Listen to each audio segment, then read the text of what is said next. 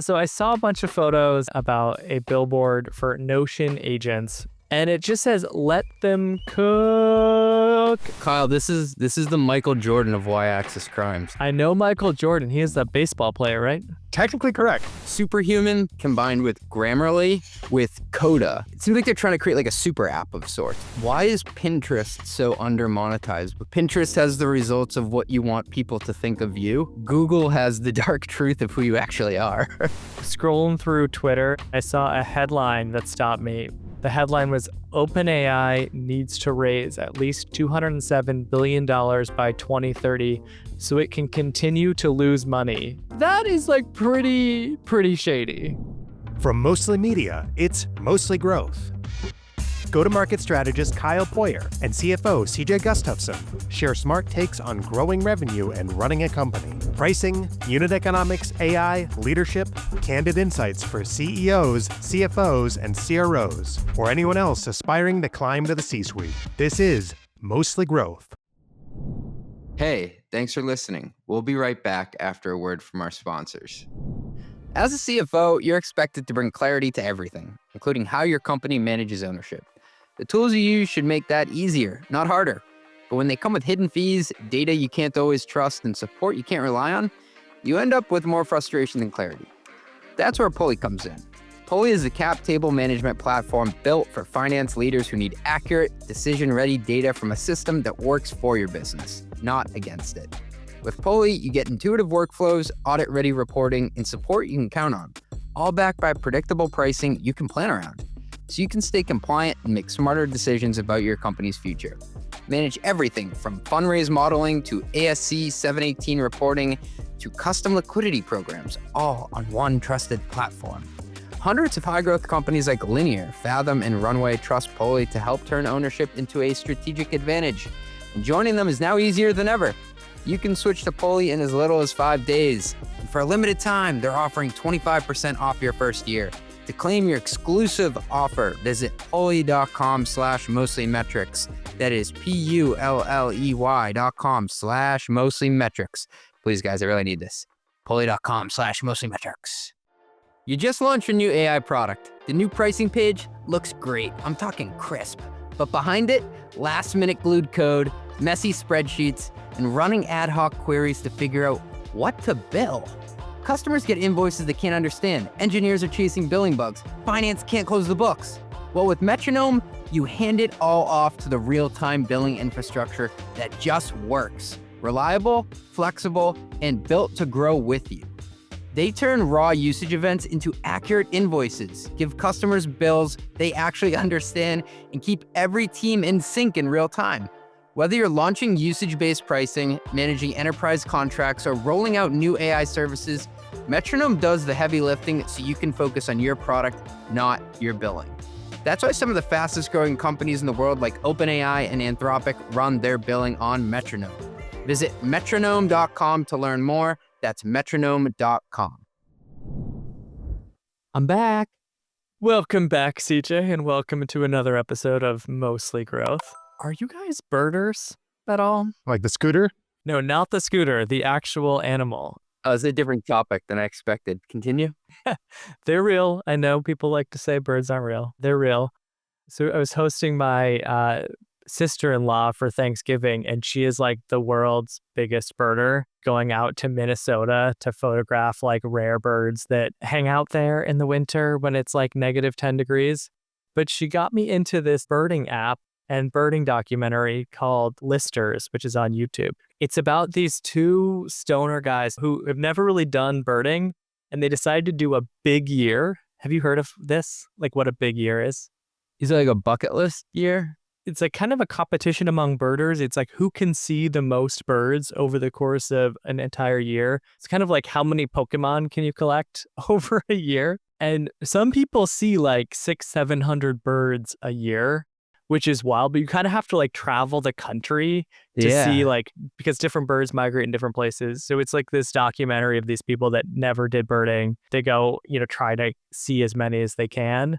There's even this AI app where you can just have it listen to like birds chirping. It figures out what kind of bird it is. And you can even like count that, I guess, towards your birding count. that feels like a stretch for me. The neighbors in back of us, we live in an area where all the houses are basically like on top of each other.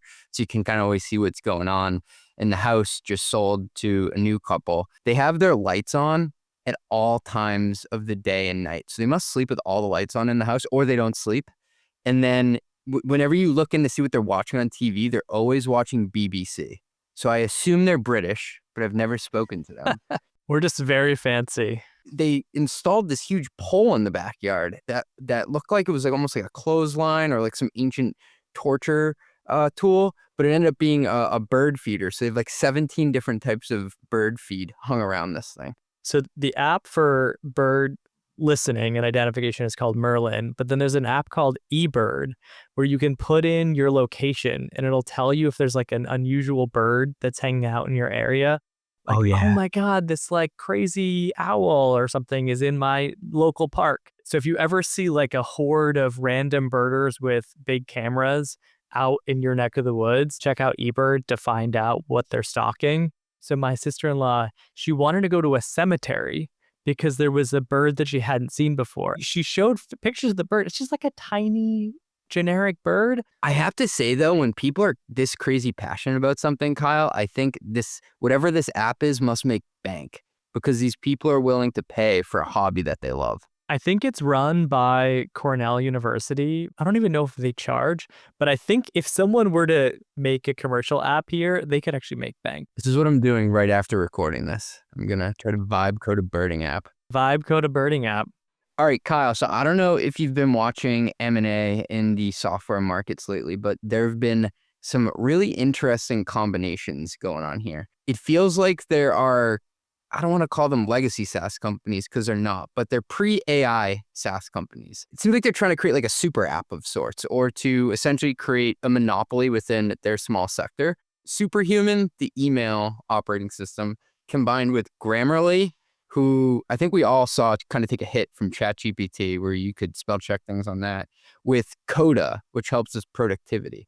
And the second one I saw was DBT and Fivetran for data pipelines combining. What do you think about these companies coming together? The Superhuman and Grammarly one I found interesting because like Grammarly was the big player that like did the acquisition, but they're just rebranding to Superhuman. You don't see that often, right? Where like the acquiring company loses its name. I guess ZoomInfo and DiscoverOrg kind of were like that. I think DiscoverOrg bought ZoomInfo, but then they went by ZoomInfo for the brand name. It's a sign that there are companies that are at scale SaaS companies that have probably got to some like reasonable revenue traction, but it's harder and harder to keep growing. It's just that, point solution app on its own. And they just need more stuff to cross-sell. And so if you're a PLG company that has a pretty good audience and like has a product that a lot of people want, the best thing you could probably do is become a multi-product company where you could take that audience and now sell them 2 or 3 or 4 things.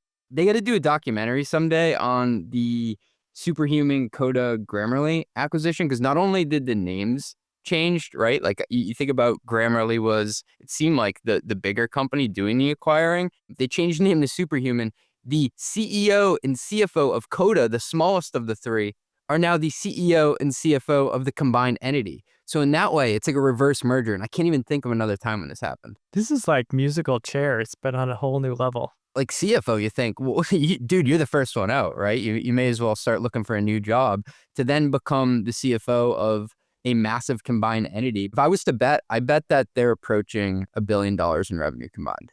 Now, how are they financing this? Is this a private equity backed financing? They all have institutional investors, and some of them are private equity. The majority of their cap tables, from what I know, are more VC-ish backed. And I think a lot of it was a stock deal. The holders of the company are kind of saying, hey, look, like the combined entity will be worth more than what we're worth individually.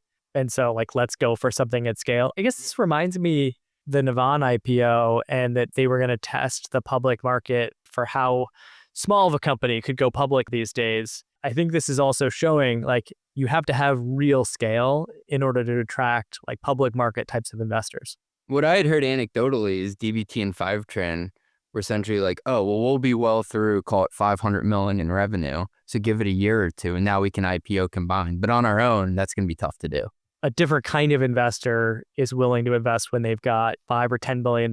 Like, you just attract a different class of investors than in a company that's maybe worth $1 or $2 billion. So well said. Not only do you get new life of potentially being able to go into the public markets, but you can attract a new type of investor. And some of the later stage ones will come on and they can clean up the earlier stage ones who may have been on the cap table for like 12 years in the case of like a Coda or something. But I wanted to do a fun thought experiment here, Kyle. We are all terminally online and know way too many SaaS companies. If you could wave a magic wand and combine 1, 2, or 3 of them, what combo would you want to create?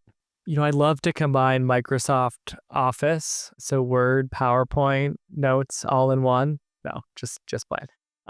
You're describing bundling? Hey, there's only 2 things in the world, bundling and unbundling. I'm a huge Calendly user, big supporter. I think that's a company that would be so great to do what Grammarly did. Either throw it in as part of the mix or as its own standalone platform. But like, you can imagine that full productivity suite, Calendly plus a bunch of other good stuff like Fireflies. I think it would be also fascinating if Calendly rounded out the Superhuman Grammarly Coda, what would you call that? A trio to make it a quartet? Ben, what do you think? What are you looking to combine? I mean, it's kind of cheating because this is something that's ongoing right now. So Warner Brothers is trying to sell right now, but just thinking through strictly the streaming services for myself, right now the bidders are allegedly Peacock, Paramount Plus, and Netflix. And if we look at kind of the numbers, according to Flix Patrol, Very official. if Netflix, Top this tier is source. not sponsored, if Netflix made the purchase, they would grow 430,000, something like that. I think Apple should get in the game here. Then they'd get HBO Max, the number 4 streamer right there.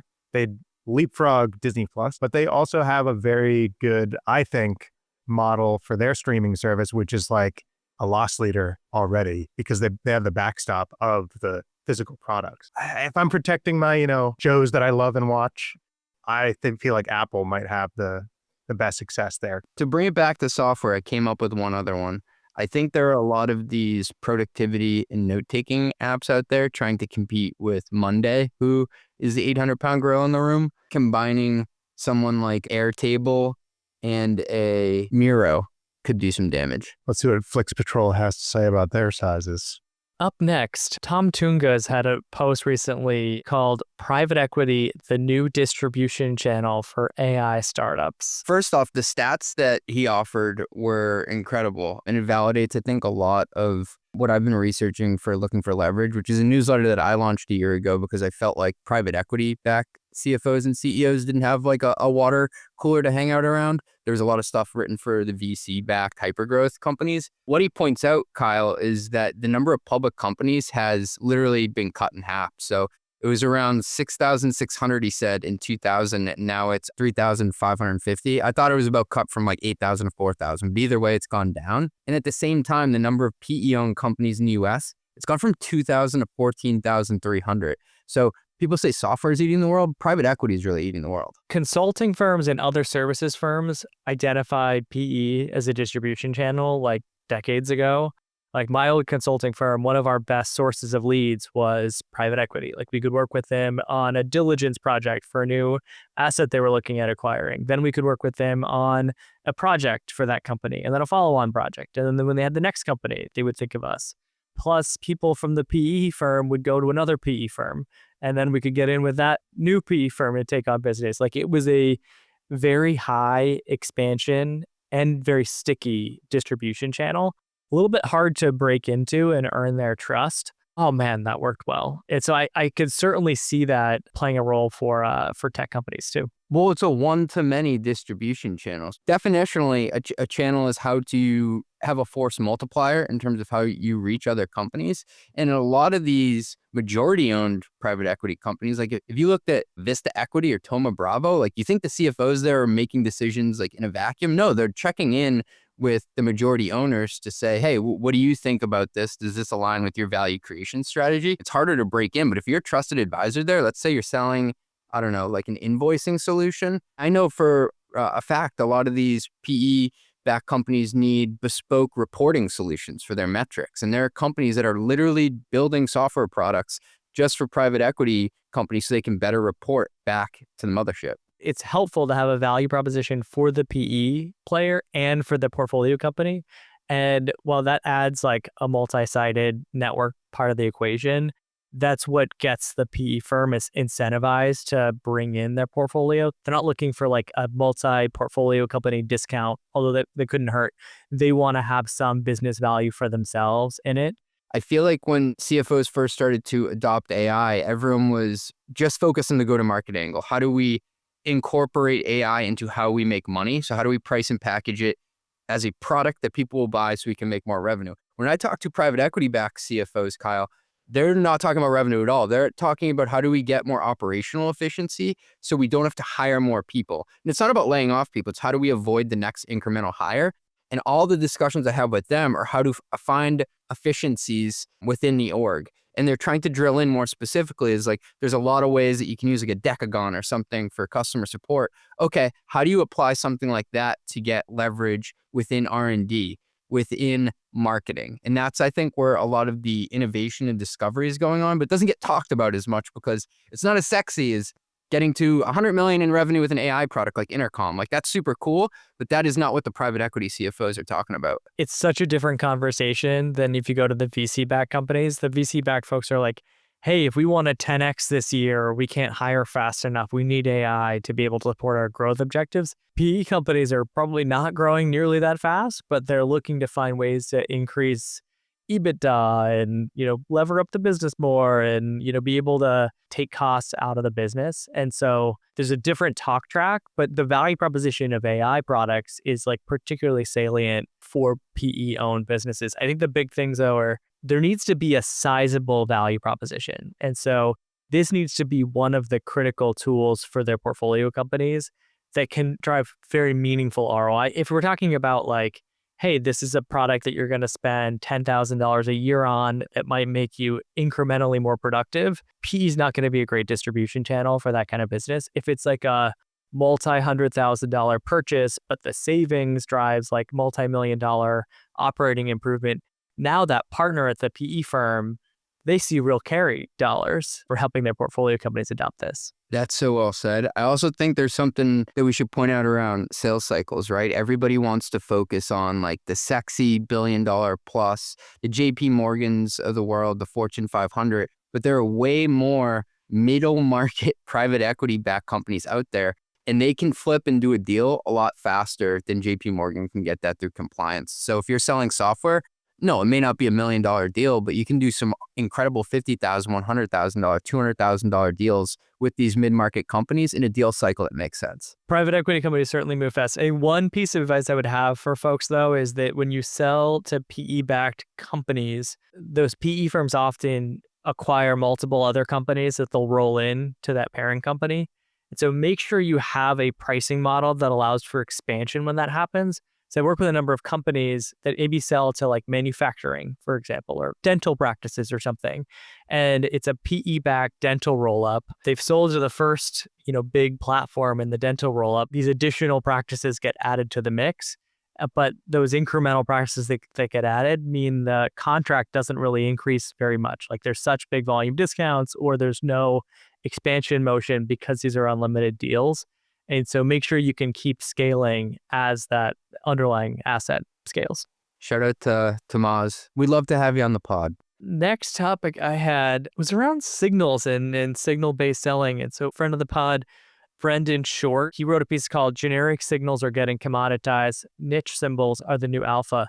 And what I mean by signals and signal-based selling, we're all looking for data on what customers are in our ideal customer profile and are most ready to buy. So if we're selling auto repair software like CJ did, maybe that's like, hey, which auto repair shops are expanding into a new location? Because if they're expanding, they're probably building out a new tech stack, they're adding people, they're maybe open to new practices. If we can get data on which of these companies is expanding, that's a really good time to sell into that customer. They're a high value customer that's ready to buy.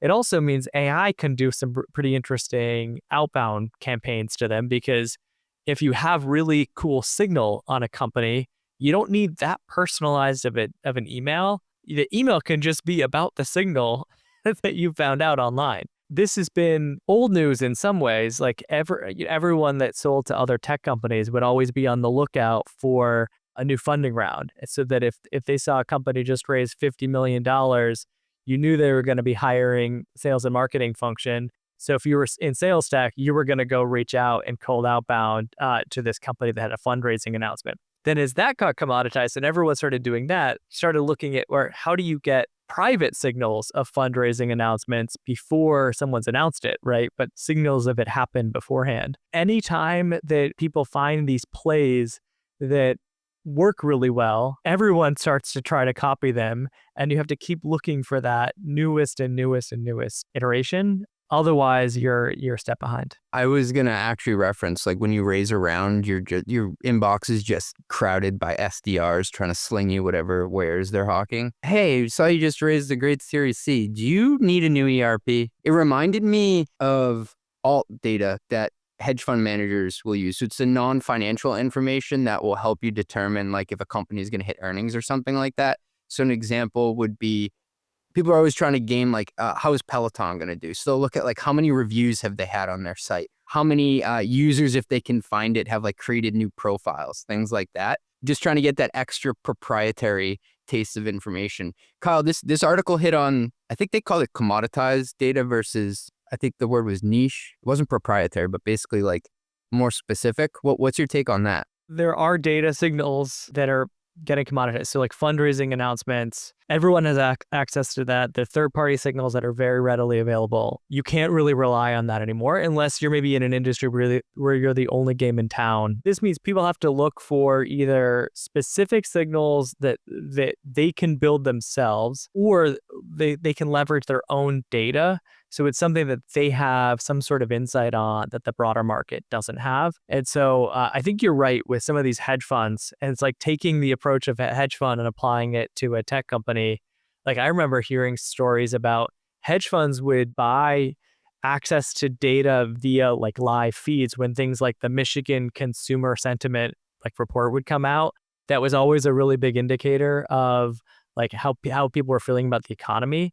That's a signal. If you were like a hedge fund, you wanted that data as soon as it was released so that you could trade on that information faster than anyone else could. We're trying to kind of take that same mindset and bring it into tech. But the more that signal is something that you have access to with your customers and no one else has that data, I think the better off you're going to be, because those just like by definition can't get commoditized.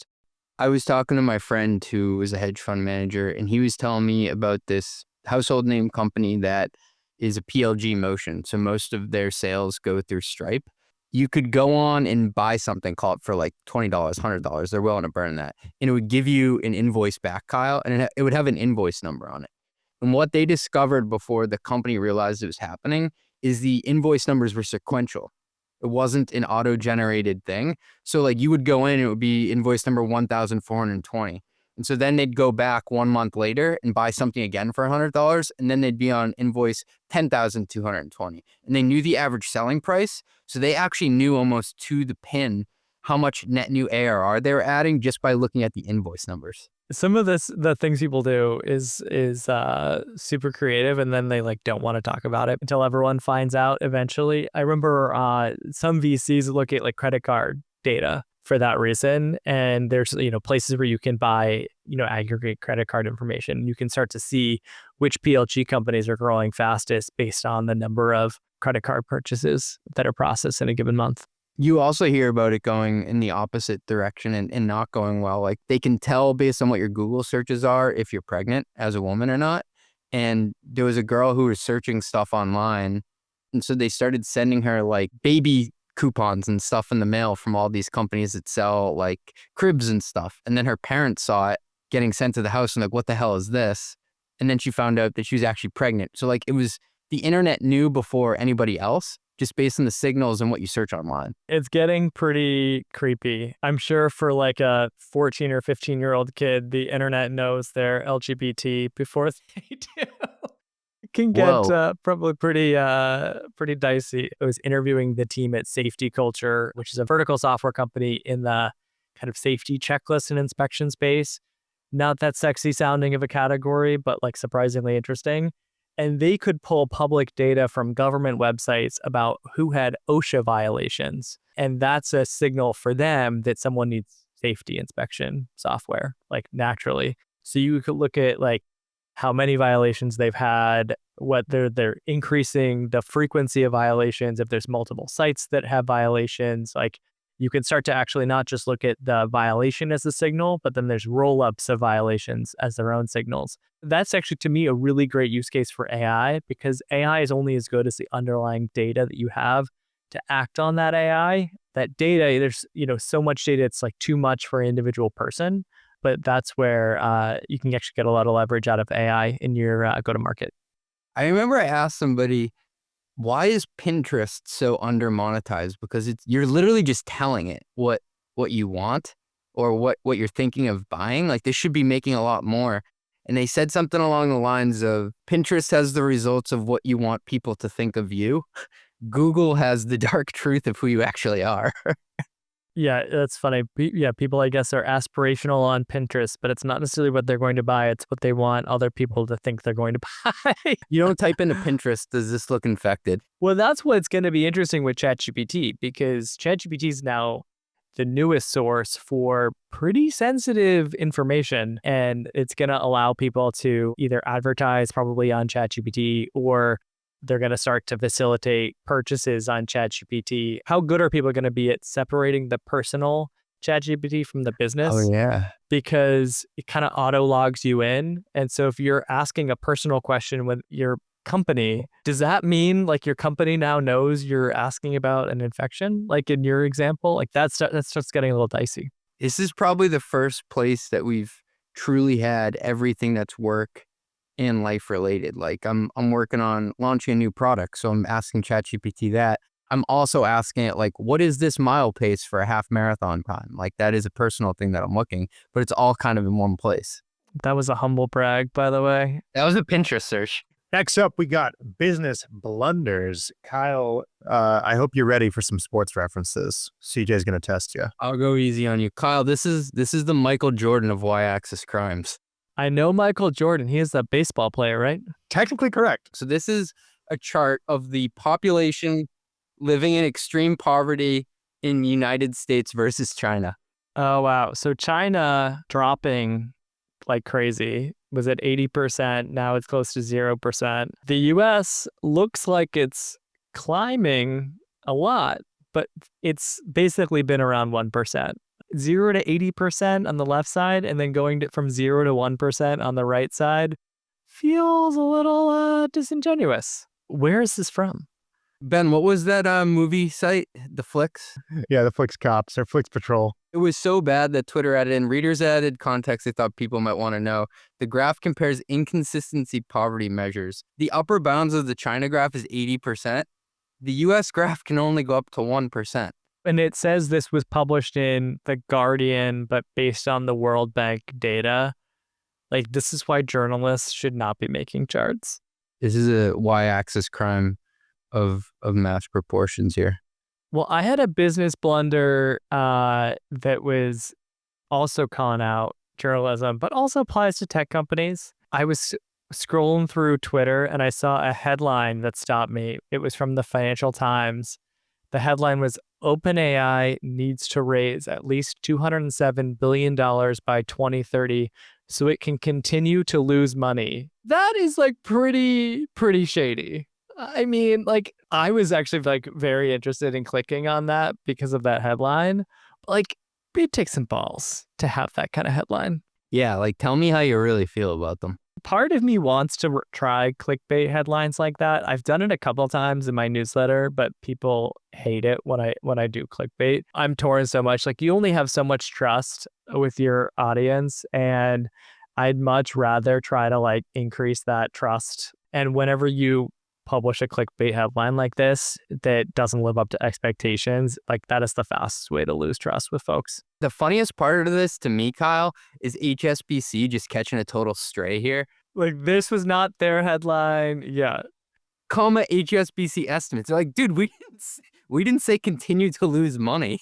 They could have been like to meet AGI goals or to meet their revenue goal. Like they could have been so many things that they were trying to raise the $207 billion to do. That is a pretty sick burn though. I give them credit for that. Kyle, you got to do the Billboard one. I've been waiting for this. It's been on the call sheet for 2 weeks. So I saw a bunch of photos on LinkedIn about a billboard for Notion agents, which is Notion's AI product. And it just says, let them cook, with a bunch of like pictures of hand-drawn faces. I guess Notion has AI agents, and that might be kind of a cool thing.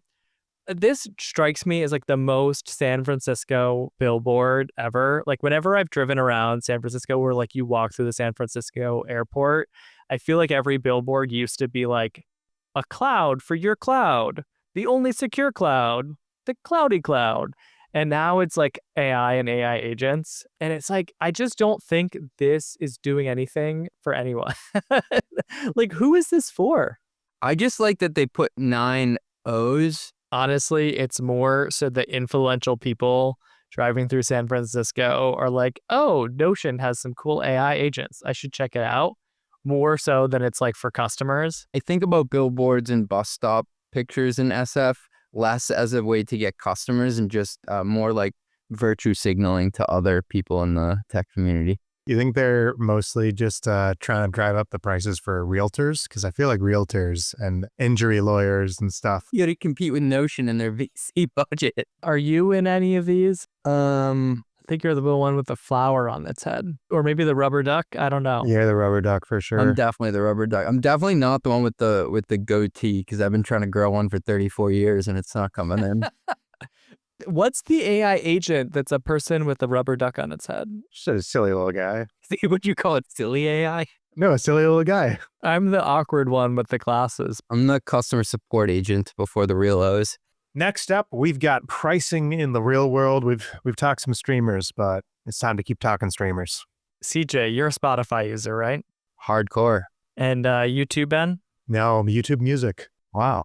Got to unpack that over another time. But Spotify came up with a brilliant way for them to make $500 million more in profit next year. Do you have any idea what it is? They're going to increase those old prices? You know it. Rumor has it that they're about to raise prices in the first quarter of next year. It's currently at $11.99 a month. They think that if they can go from $11.99 to $12.99 a month, that's worth $500 million. And honestly, like, I just don't think there's going to be that much incremental churn, or it's going to hurt conversion all that much. So just flows through to the bottom line. There's probably something to be said about the way they communicated it, but like where inflation is these days, where the iced coffee index is, they haven't changed prices in 14 years. Did I read that right? They kept pricing at $9.99 per month for like 12 years. And then I think it was either last year or the year before, they raised price by like $1 a month, and or maybe $2. And they're going to repeat that this year, probably because it worked so well last time around. My whole theory is that Salesforce as a company isn't actually growing. They're just raising prices by 6% to 8% on everybody every single year. But that's neither here nor there. So when they did their first price increase, they sent this email out that was like one of the worst price increase emails I've ever seen. And so this is like a real life email that my husband got. The subject line was information about your plan, which was just like so generic and confusing. And it said, the price of your premium individual plan will soon be increasing. In case you wish to change plans before your price increases, we wanted to share information about some of our other plans. For more information about plans, please click this link. So it'll be increasing. Great. How much? We have no idea. It'll be increasing soon. Okay, when soon? They did follow up a week or so later with like additional context, but I found the email itself to be so infuriating. And I just could compare this to some of the good price increase emails I've seen before. And like, you can really use the price increase email as a way to reinforce your value proposition, like generate goodwill with customers. But like, this was not the way to do it. Dude, they didn't even say when? How do you leave that out? No, it's just information about your plan. And the information is there's no information that they're telling you. There's no information. So I'm not a pricing expert, but what I would have done is I would have made the subject something like, the results of your blood tests have come back. And then when you open it up, it says, nah, just kidding. It ain't that bad. But we are raising prices by $2 this month. then it's like, I'm not that angry. I mean, I'm healthy. I'm hoping they learned from this email. Also, this email tells you how much pricing power they probably have, that they just like, we don't care at all. We're just going to rip off this email. No one's going to cancel. Yeah, the price elasticity. I kept asking Ben to send me, oh wait, no way. It's when your price is increasing. Soon. Oh, man. Great. Mostly Growth is a Mostly Media production. Executive produced by Ben Hillman. That's me. Nothing said on this podcast is intended to be business or investment advice. It's the sole opinion of CJ, Kyle, and Ben. Just some guys who love talking growth. Mostly. If you like this podcast, hit subscribe. Give us 5 stars or hit like. The algorithm overlords thank you. Drink water, call your mom, and have a great day.